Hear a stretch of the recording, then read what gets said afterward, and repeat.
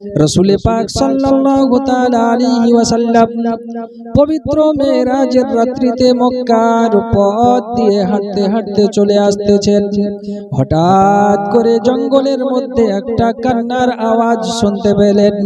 রাসূল পাক সাল্লাল্লাহু তাআলা আলাইহি ওয়াসাল্লাম কান্নার আওয়াজটা শোনার সঙ্গে সঙ্গে আপনার দাঁড়িয়ে গেলেন। মহান আল্লাহ পাক আল্লাহ তাআলার হাবিব সাল্লাল্লাহু তাআলা আলাইহি ওয়াসাল্লাম ওই জঙ্গলের মধ্যে দাঁড়িয়ে দাঁড়িয়ে বাবা আল্লাহর রাসূল সাল্লাল্লাহু তাআলা আলাইহি ওয়াসাল্লাম বলেন, এত রাত্রি বেলায় গভীর জঙ্গলে কান্নার আওয়াজ কোথা থেকে? রাসূল পাক সাল্লাল্লাহু তাআলা আলাইহি ওয়াসাল্লাম গুটি গুটি গুটি গুটি পাই যেই জায়গাতে কান্না করছে ভাই ওই জায়গাতে এগিয়ে চলে যাই। যাওয়ার পরেতে দেখে রাসূল পাক সাল্লাল্লাহু তাআলা আলাইহি ওয়াসাল্লাম একজন গোলাম, একজন বালক জঙ্গলের মধ্যে বসে বসে কান্না করতে আসে। রাসূল পাক সাল্লাল্লাহু তাআলা আলাইহি ওয়াসাল্লাম ওই বালকের কাছে, গোলামের কাছে যাওয়ার পরেতে বলে, বাবা তুমি এত রাত্রিতে কান্না করো কেন? এত রাত্রিতে তুমি কান্না করো কেন? মক্কার জমিনে কে তোমাকে মেরেছে? কে তোমাকে আঘাত করেছে? ওই ছেলেটা বলেছিল, গো আল্লাহ পাক আল্লাহ তাআলার বান্দা, কেউ আমাকে মারে নাই, কেউ কষ্ট দেয় নাই, তাহলে তুমি কান্না করো কেন? ওগো আল্লাহর বান্দা, কে আপনি আমি জানি না, তবে একটা কথা শুনে রেখে দেন, মক্কার বুকে বর্তমান সময় উমাইয়ার গোলাম হলাম আমি। দিনের বেলাতে আমাকে দিয়ে মাঠে ছাগল বকরি উটগুলো চড়িয়ে নাই, সারা দিন মাঠে জঙ্গলে ছাগল উট চড়ানোর পর যখন রাত্রি হয়ে যায় আমার আকা আমার মনিব আমাকে প্রত্যেক দিন গম পেশাই করে আটা তৈরি করতে দেয়। ওগো আল্লাহ পাক আল্লাহ তাআলার বান্দা, আজকে আমার শরীরে বড় জ্বর, আমার শরীরটা বড় খারাপ, শরীরটা বড় অসুস্থ, আমি গম পেশাই করে আটা তৈরি করতে পারি নাই। এখন যদি আটা না তৈরি করতে পারি আমার আকা আমার মনিব আমাকে বড় কষ্ট দেবে, আঘাত দেবে, যন্ত্রণা দেবে, এই ভয়ে আমি কান্না করি। রাসূল পাক সাল্লাল্লাহু তাআলা আলাইহি ওয়াসাল্লাম ওই গোলামের ডানাখানা ধরে ঘরের মধ্যে চলে গেলেন। বাবা ঘরের মধ্যে যাওয়ার পর আল্লাহর রাসূল সাল্লাল্লাহু তাআলা আলাইহি ওয়াসাল্লাম ওই গোলামকে বলে, বাবা বাবা বাবা তুমি একটু আরাম করো, শুয়ে যাও, তোমার আটাগুলো আমি পেশাই করে দিই, আটা তৈরি করে দিই। চিৎকার মেরে বলুন সুবহানাল্লাহ। সুন্নি মুসলমান, রাসূল পাক সাল্লাল্লাহু তাআলা আলাইহি ওয়াসাল্লাম এমন একজন নবী, এমন একজন পয়গম্বর, এমন একজন পাওয়ারফুল ওয়ালা নবী, যে নবী পাক সাল্লাল্লাহু তাআলা আলাইহি ওয়াসাল্লামের তুলনা করে শেষ করা যাবে না। গোলাম আপনার আরাম করতে শুরু করে দিল। বাবা রাসূল পাক সাল্লাল্লাহু তাআলা আলাইহি ওয়াসাল্লাম নিজের নুরানি হাতে করে আপনার কিনা জাতা ঘুরিয়ে ঘুরিয়ে আটা তৈরি করে দিলেন। জোরে বলুন সুবহানাল্লাহ। মিল্লাতে ইসলামিয়া আমার আটা যখন তৈরি হয়ে গেল, আল্লাহর রাসূল সাল্লাল্লাহু তাআলা আলাইহি ওয়াসাল্লাম ওই গোলামকে বলে, বাবা নাও তোমার আটা তৈরি হয়ে গেছে, এখন তুমি তোমার আটা নিয়ে তোমার মালিকের কাছে চলে যাও। রাসূল পাক সাল্লাল্লাহু তাআলা আলাইহি ওয়াসাল্লাম ওই দিন আপনার বাড়ির দিকে চলে গেলেন। দ্বিতীয় দিন আবার ওই গোলামের ঘরের মধ্যে চলে এসেছেন। মহান আল্লাহ পাক আল্লাহ তাআলার হাবিব সাল্লাল্লাহু তাআলা আলাইহি ওয়াসাল্লাম ওই গোলামকে ডাক দিয়ে বলে, বাবা বাবা আজকে তোমার আটা তৈরি করার জন্য আমি আবার হাজির হয়ে গেছি, যাও তুমি একটু বিশ্রাম নিয়ে নাও, আরাম করে নাও, আমি তোমার আটা গুলো পেশাই করে দেই। আব্বাজি আমার ভাই জানেরা, ওগো আমার জওয়ান যুবকেরা, ওই বালক গোলাম যখন বিছানায় চলে গেল আরাম করার জন্য, রাসূল কায়নাত সাল্লাল্লাহু তাআলা আলাইহি ওয়াসাল্লাম নিজের নুরানি হাতে করে আবার জাতা ঘোরাতে শুরু করেছেন। বাবা জাতা ঘুরিয়ে ঘুরিয়ে আটা যখন তৈরি হয়ে যায়, আল্লাহর রাসূল সাল্লাল্লাহু তাআলা আলাইহি ওয়াসাল্লাম ওই গোলামকে আটা দিয়ে আবার বাড়ির দিকে চলে যান। তৃতীয় দিন আল্লাহর রাসূল সাল্লাল্লাহু তাআলা আলাইহি ওয়াসাল্লাম আবার ওই গোলামের বাড়িতে গোলামের ঘরের মধ্যে চলে এসেছেন। আসার পরে গোলামকে ডাক দিয়ে বলে, বাবা যাও তুমি আজকেও একটু আরাম করে নাও। জোরে জোরে বলুন সুবহানাল্লাহ। গভীর মনোযোগ। রাসূল পাক সাল্লাল্লাহু তাআলা আলাইহি ওয়াসাল্লাম ওই গোলামকে বলেছিল, বাবা গোলাম যাও তুমি আরাম করে নাও, আমি তোমার আটাগুলো পেশাই করে দিই। আটা যখন তৈরি হয়ে গেল, আল্লাহর রাসূল সাল্লাল্লাহু তাআলা আলাইহি ওয়াসাল্লাম ওই গোলামকে বলে, বাবা নাও তোমার আটা নাও আর মালিকের কাছে চলে যাও। আল্লাহর রাসূল সাল্লাল্লাহু তাআলা আলাইহি ওয়াসাল্লাম আপনার কিনা যখন বাড়ি ঘর থেকে বাইরের দিকে বেরিয়ে যাবেন, এমনি সময় গোলাম রাসূল পাক সাল্লাল্লাহু তাআলা আলাইহি ওয়াসাল্লামকে বলেছিলেন, ওগো আল্লাহ পাক আল্লাহ তাআলার বান্দা, কে আপনি আমি জানি না, আপনার পরিচয় কি আমি জানি না, আপনার নাম কি আমি জানি না, তবে এতটুকু বুঝলাম সারা মক্কা শহরে একটাও দয়াশীল মানুষ নাই যে আমার কান্নার আওয়াজ শুনে আমার কাছে ছুটে আসে, আমাকে একটু সাহায্য করে। কিন্তু একদিন দুই দিন তিন দিন ধরে আপনি আমার কাছে আসতে আছেন আর আমাকে সাহায্য করতে আছেন। দয়া করে বলুন আপনি কে, আপনার নামটা কি? মহান আল্লাহ পাক আল্লাহ তাআলার হাবিব সাল্লাল্লাহু তাআলা আলাইহি ওয়াসাল্লাম বলকে বলেছিল, গোলাম আমি কে, আমার পরিচয়টা তোমাকে অবশ্যই দিয়ে দেব, এতে কোনো অসুবিধা নাই। বলে, ওগো গোলাম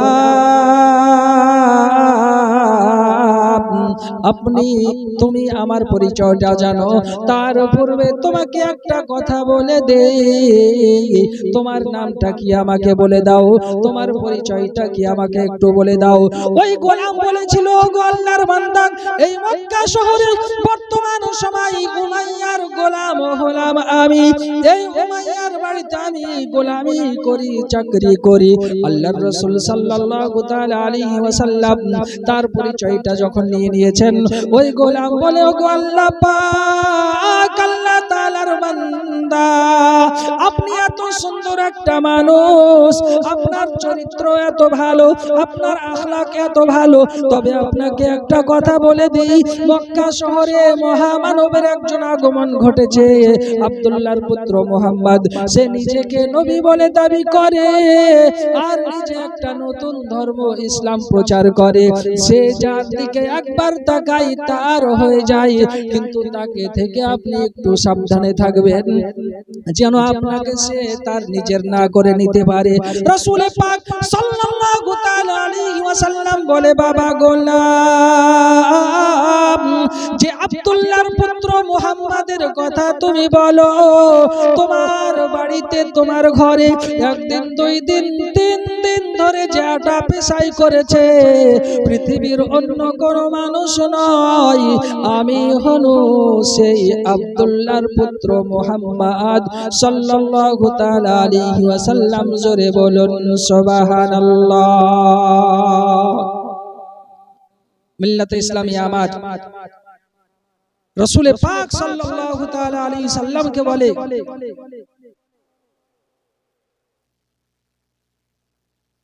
যে সেই মানুষটা থেকে আপনি একটু সাবধানে থাকবেন। আল্লাহর রাসূল সাল্লাল্লাহু তাআলা আলাইহি সাল্লাম বলেছিলেন, বাবা যার কথা তুমি বলো, যে নবীর কথা বলো, সে অন্য কেউ নয়, আমি হচ্ছি সেই আখিরি জামানার নবী, তোমার দরবারে দাঁড়িয়ে রয়েছি। জোরে বলুন সুবহানাল্লাহ। আব্বাজান আমার ভাইজানেরা মাথায় রাখুন, রাসূল পাক সাল্লাল্লাহু তাআলা আলাইহি ওয়াসাল্লাম যখন নিজের পরিচয়টা দিয়ে দিয়েছেন, গোলাম রাসূল পাক সাল্লাল্লাহু তাআলা আলাইহি ওয়াসাল্লামের নূরানি কদম দুইখানা জড়িয়ে ধরেছেন। ফিদাকা উম্মি ওয়া আবি ইয়া রাসূলুল্লাহ, ইয়া হাবিবাল্লাহ, আপনার পদতলে আমার পিতামাতা কুরবান হয়ে যাক। ওগো নবীজি, কে বলে আপনি খারাপ, কে বলে আপনি জাদুঘর, কে বলে আপনি খারাপ মানুষ? ওগো আল্লাহ পাক আল্লাহ তাআলার হাবিব সাল্লাল্লাহু তাআলা আলাইহি ওয়াসাল্লাম, দয়া করে আপনি আর দেরি করবেন না, তাড়াতাড়ি করে আপনার পবিত্র মধুমাখা কলমাখানা পড়িয়ে আমাকে মুসলমান বানিয়ে দিন। জোরে বলুন সুবহানাল্লাহ। ওই গোলাম রাসূল পাক সাল্লাল্লাহু তাআলা আলাইহি সাল্লামের চরিত্র দেখে, ব্যবহার দেখে আল্লাহর নবী সাল্লাল্লাহু তাআলা আলাইহি সাল্লামের কাছে পবিত্র কলমা পড়ে মুসলমান হয়ে গেল। এই নবী পাক সাল্লাল্লাহু তাআলা আলাইহি সাল্লামের চরিত্র আলাদা, আখলাক আলাদা।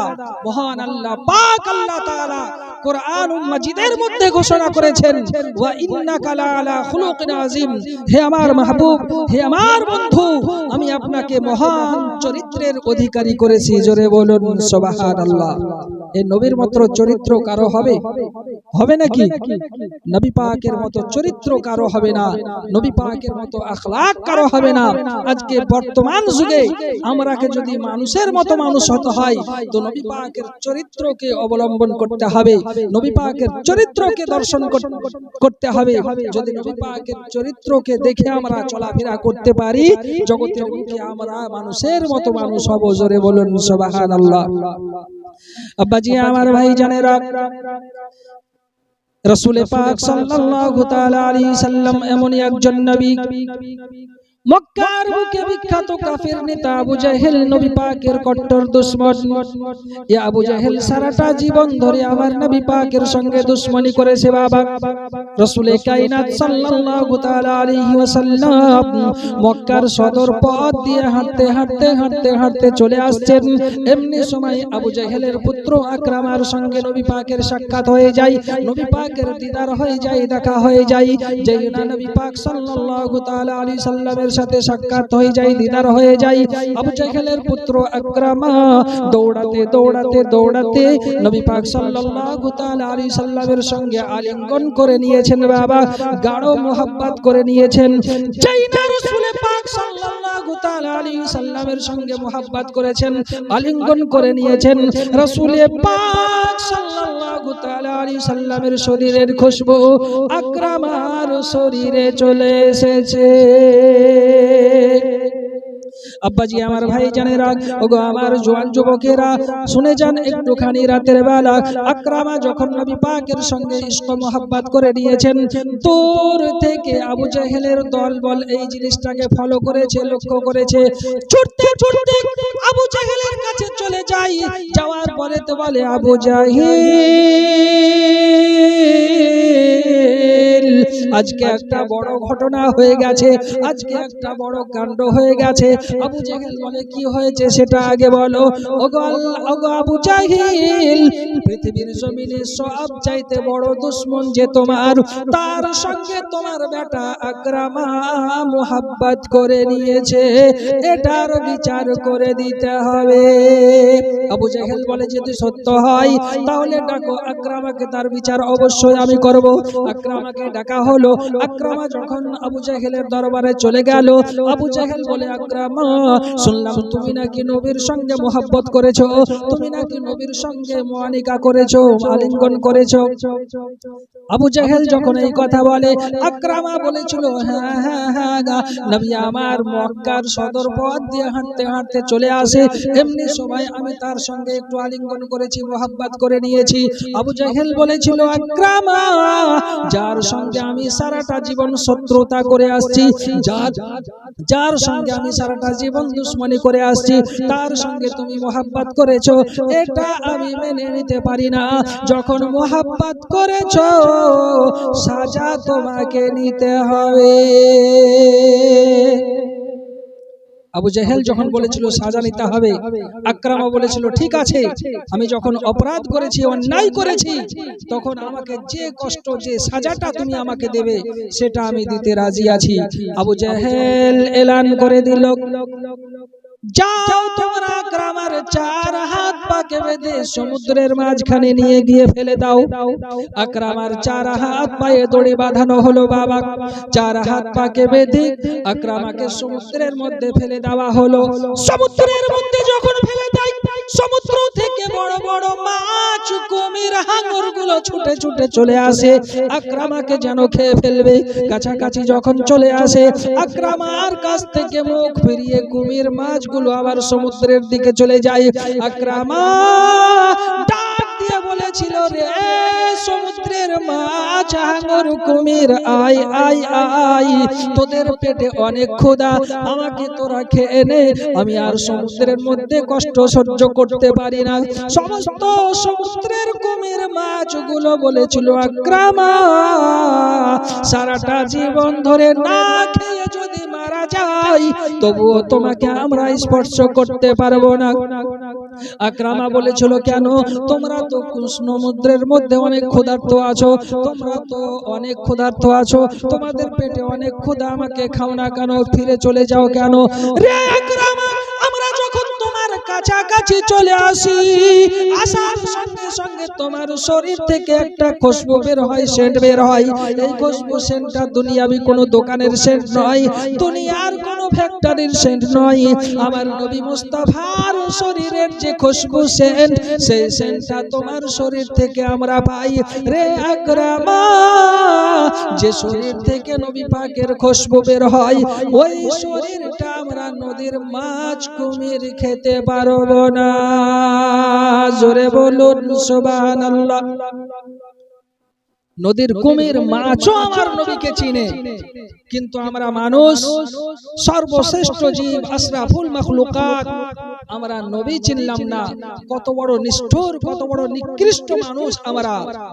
আব্বাজি আমার ভাই আকরামাকে বলেছিল, আকরামা আমরা তোমাকে খেতে পারবো না, কারণ তোমার শরীর থেকে আমার নবী পাকের খুশবু বের হয়।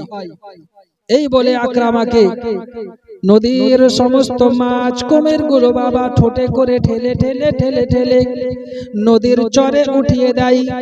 চরে যখন আকরামাকে তুলে দেয়, আকরামা চার হাত পা বাঁধা অবস্থায় পড়ে আছে। ভাই, সমুদ্রের ধার দিয়ে আবু জেহেলের দল হাঁটতে হাঁটতে চলে আসে।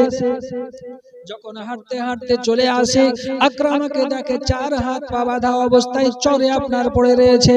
রে আকরামা, তোমাকে নদীর মাছও কি খাইনি, নদীর কুমিরও কি খাইনি, নদীর হাঙ্গরই কি খাইনি। আকরামা বলেছিল, ওগো আবু জেহেলের দল, ওগো দুশমনেরা, আমাকে নদীর মাছ কুমির হাঙ্গর খায়নি, বরঞ্চ তারা আমাকে ঠোঁটে করে ঠেলে ঠেলে কিনারায় তুলে দিয়েছে। রে আকরামা, কোন উপায় তোমাকে কষ্ট কেমন ভাবে দেওয়া হবে? আকরামা বলেছিল, যদি আমাকে মারতে হয়, যদি আমাকে সাজা দিতে হয়, যদি আমাকে কষ্ট দিতে হয়, হাত পা বাঁধা অবস্থায় ভয়াবহ জঙ্গলে নিয়ে চলে যাও, আর জঙ্গলে নিয়ে যাওয়ার পর জঙ্গলের মধ্যে আমাকে নিক্ষেপ করে দাও। জঙ্গলের মধ্যে বড় বড় বাঘ সিংহ রয়েছে, তারা আমাকে ছেড়ে কথা বলবে না, তারা আমাকে অবশ্যই খেয়ে ফেলবে, তোমরা আমাকে জঙ্গলের মধ্যে ফেলে দাও।